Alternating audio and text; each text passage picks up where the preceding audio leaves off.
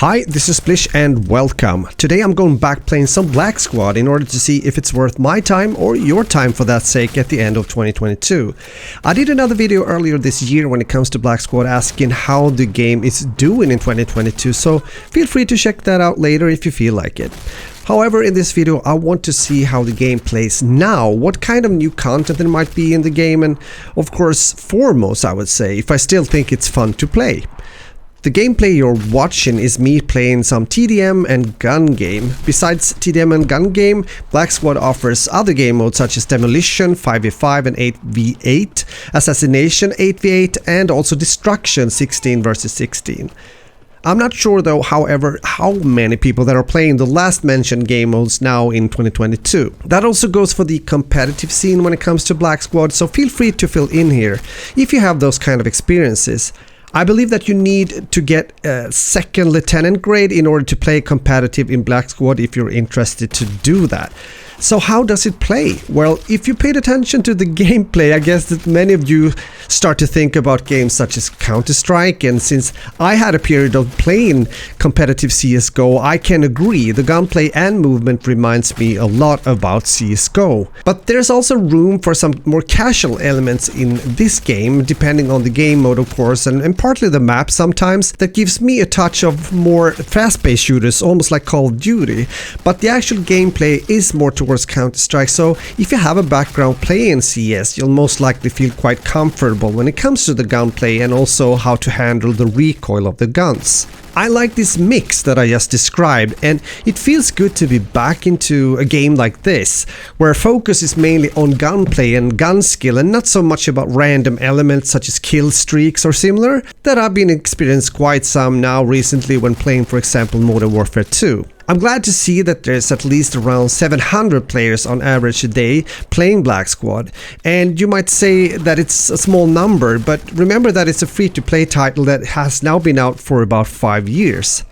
It's by the way PC only, so I am referring to the actual player count that I found on Steam, or I find on Steam. Not sure if there's still players also, or if it's possible to play it outside Steam, since you do start up the game via launcher, although you choose to play it on Steam as well. So keeping those numbers at least here at the end of 2022 makes it pretty easy, at least when I was playing, to get into matches. I also got a chance to play with some different guns, with different skins or camos, since you're able to unlock trials from cases that you earn by playing. Of course you can choose to go directly also to the shop and buy it if you want to, but again, that's one way of getting some variation with a new gun that you're able to use for, let's say, 3 or 7 days as an example. I also checked on Steam and I saw that the developers seems to be doing regular patches and hotfixes along with some events now and then, also asking for feedback from the community, which is always a good sign. If they listen, that I don't really know, maybe you can tell me. But it might also be nice to know that there's quite good server coverage when it comes to Black Squad when I look into it, and I have good and stable ping when playing the game. They actually kick players now and then that gets into the server with a very high ping. I honestly wish more similar games did just that. The minimum specs needed to play Black Squad is pretty low as well, so it opens up for the possibility for a lot of players to get into the game and try it out. So is the game worth my time here at the end of 2022?